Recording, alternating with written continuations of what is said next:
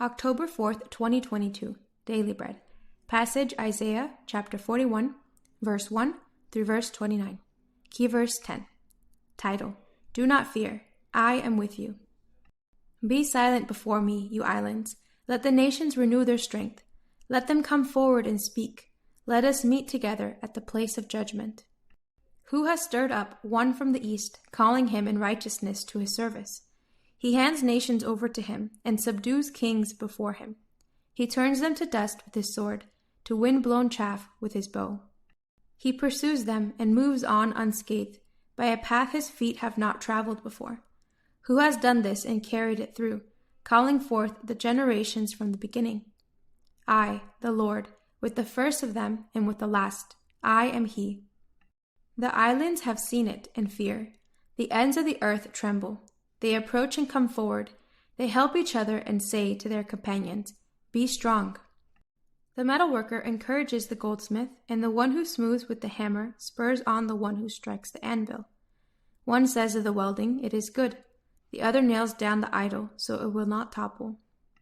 But you, Israel, my servant Jacob, whom I have chosen, you descendants of Abraham, my friend, I took you from the ends of the earth, from its farthest corners I called you. I said, You are my servant. I have chosen you and have not rejected you. So do not fear, for I am with you. Do not be dismayed, for I am your God. I will strengthen you and help you. I will uphold you with my righteous right hand. All who rage against you will surely be ashamed and disgraced. Those who oppose you will be as nothing and perish. Though you search for your enemies, you will not find them. Those who wage war against you will be as nothing at all. For I am the Lord your God, who takes hold of your right hand and says to you, Do not fear, I will help you. Do not be afraid, you worm Jacob, little Israel. Do not fear, for I myself will help you, declares the Lord, your Redeemer, the Holy One of Israel. See, I will make you into a threshing sledge, new and sharp, with many teeth. You will thresh the mountains and crush them, and reduce the hills to chaff. You will winnow them, the wind will pick them up, and a gale will blow them away. But you will rejoice in the Lord, and glory in the Holy One of Israel. The poor and needy search for water, but there is none.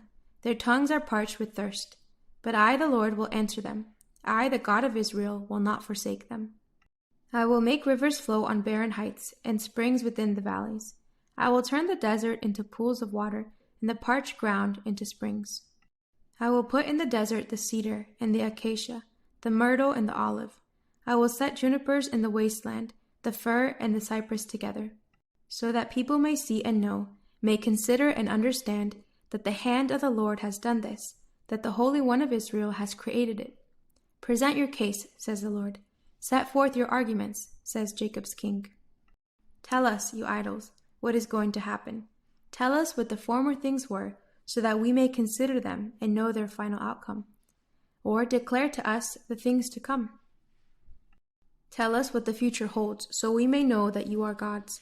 Do something, whether good or bad, so that we will be dismayed and filled with fear. But you are less than nothing, and your works are utterly worthless. Whoever chooses you is detestable. I have stirred up one from the north, and he comes, one from the rising sun who calls on my name. He treads on rulers as if they were mortar, as if he were a potter treading the clay. Who told us this from the beginning, so we could know? Or beforehand so we could say he was right? No one told us of this. No one foretold it. No one heard any words from you.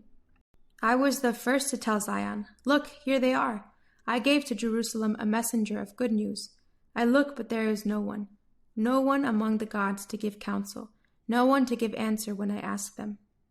See, they are all false. Their deeds amount to nothing. Their images are but wind and confusion. Daily Bread message. God calls the nations to his courtroom and asks, Who will summon Cyrus of Persia onto the stage of history? Who will then defeat Babylon and let God's people return from exile? Is it not God? The nations may boast of their power, but it doesn't last. God alone controls the destinies of nations and calls them to carry out his righteous purpose in history. Godless nations depend on idols, but their idols are less than nothing. Their images are but wind and confusion. Those who depend on idols are guilty. Only God alone can see the future and make it known through his prophets.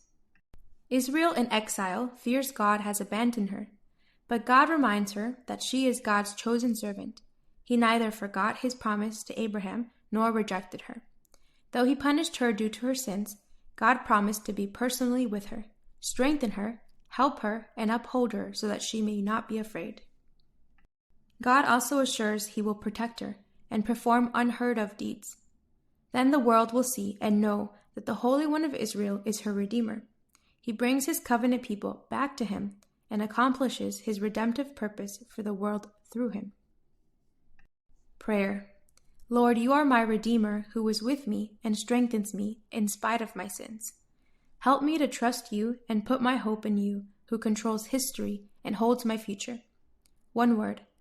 Our God, my Redeemer, reigns.